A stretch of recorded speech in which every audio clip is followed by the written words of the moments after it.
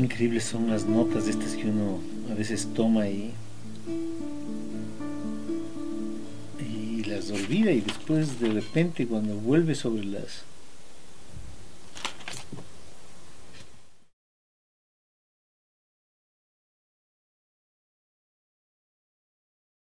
Todo libro, y especialmente las novelas, tienen varias historias, varios orígenes, ¿no? Eh, Tengo una anécdota que comparto con quienes me hacen esta pregunta, que es una noche en Ámsterdam, en una cervecería al frente de la estación que va a Schiphol, al aeropuerto. Estaba tomando una cerveza y escuché a un grupo a unas personas hablando quichua atrás mío.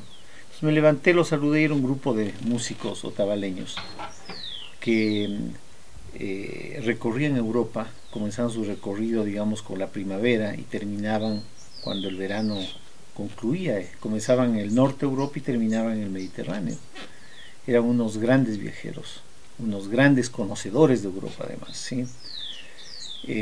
Así es que ese, digamos, fue un primer contacto con, con un contacto directo, muy personal, yo diría, con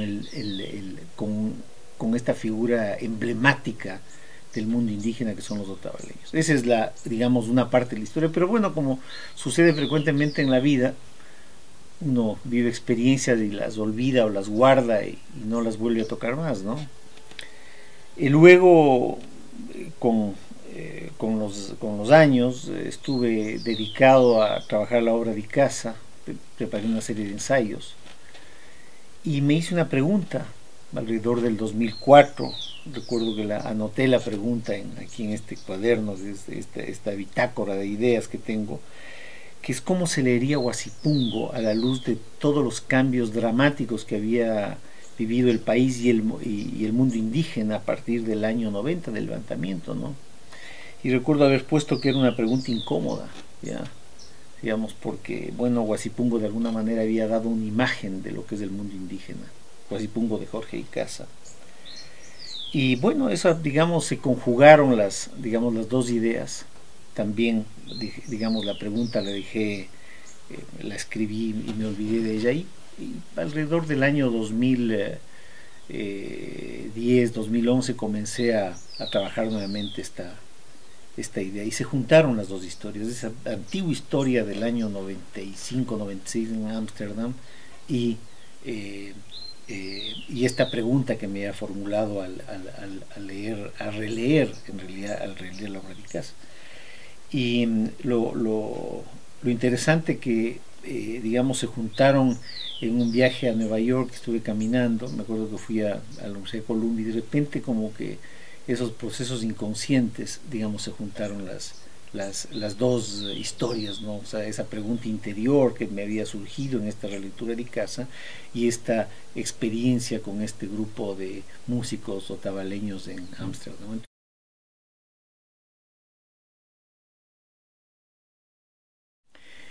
Bueno, ¿por qué memorias? Porque en realidad el primero es un hombre joven, tiene unos 26 años, Andrés Chiliquinga, el personaje, que es un personaje homónimo de Icaza. Andrés Chiliquinga es el personaje principal de Huasipungo. Y en el transcurso de la historia de este Andrés Chiliquinga, del Andrés Chiliquinga contemporáneo, se encuentra en Nueva York, digamos, o mejor dicho, el Andrés Chiliquinga de Icaza le visita en Nueva York, yo diría en algo tan propio del mundo andino, porque el mundo andino no es que separa las realidades entre esta realidad material que estamos viviendo ese instante y una realidad que está más allá de esta realidad, que es otra realidad tan vigente y tan importante como esta. Y por eso en el mundo andino se canta los cerros, para que le den fuerza al yacha que está curando. Y el viejo Andrés Chiliquinga le visita en Nueva York, mientras el joven está haciendo un curso de literatura, al que le han invitado por esos azares de la política nacional y de la vida. Y establece un diálogo pasado-presente, un diálogo en el cual el Andrés Chiliquinga contemporáneo vuelve digamos, actual ese pasado del Andrés Chiliquinga de Huasipungo. Establece un diálogo muy rico, ¿ya? Digamos, entre los dos, con estas visiones tan distintas del mundo indígena. Han pasado 80 años desde la muerte de Andrés Chiliquinga. Y finalmente, luego de ese diálogo, en un momento al final de al final de la historia, el Andrés Chiliquinga viejo le incentiva al joven Andrés a escribir y le dice, bueno, escribe esas memorias, serían serían la memoria la tuya y la mía. Entonces el título Memorias viene por esta recuperación, digamos, de una memoria histórica que está encarnada en este, no quiero decir fantasma, en esta presencia llamada Andrés Chiliquinga, que es el personaje de Icaza.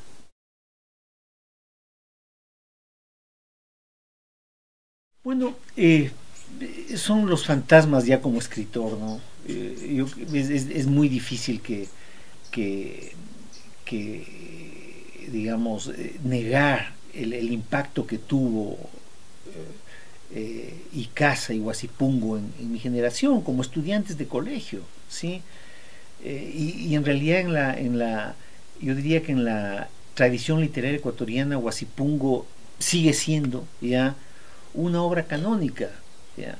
Mal que mal es la obra más traducida, ¿ya? Y lo fue hasta los años 70. Yo estudié en el colegio en la década del 60 y hasta los años 70 tenía un peso enorme. Yo creo que luego ese peso fue barrido por todo lo que se llamó el boom latinoamericano y el surgimiento de una nueva generación de escritores ecuatorianos.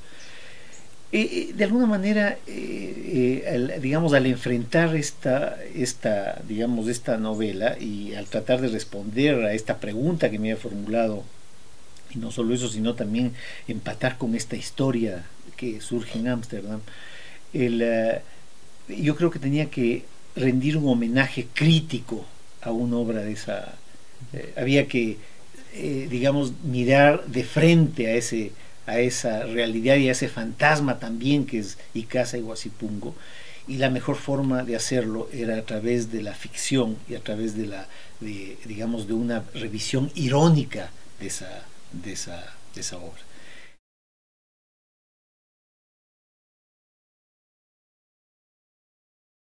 Yo creo que es un proceso de mucho diálogo, ¿ya? Es un proceso mediante el cual la idea, una línea con un nombre, María Clara Pereira, que no nos dice nada, de pronto comienza a vivir y a crecer y a dialogar.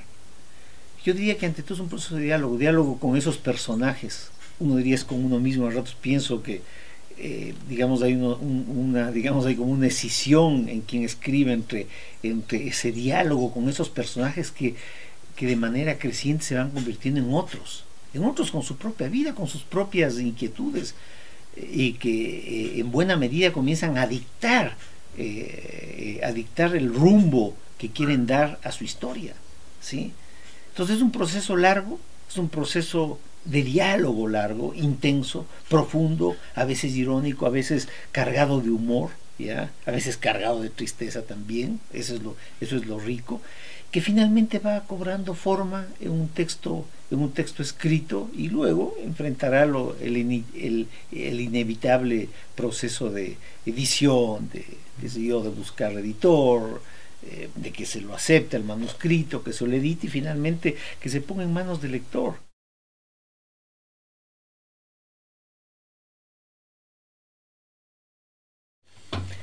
Mira, es difícil decir por qué a un lector, ¿no? Un libro o encanta por el título, o te llama la atención el nombre del autor, ¿ya?